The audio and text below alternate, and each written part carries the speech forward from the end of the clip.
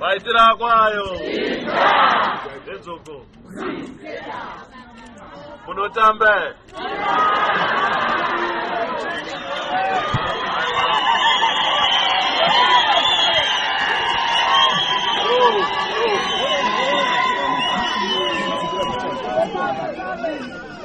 Waika. Regaiti mopinda musangano.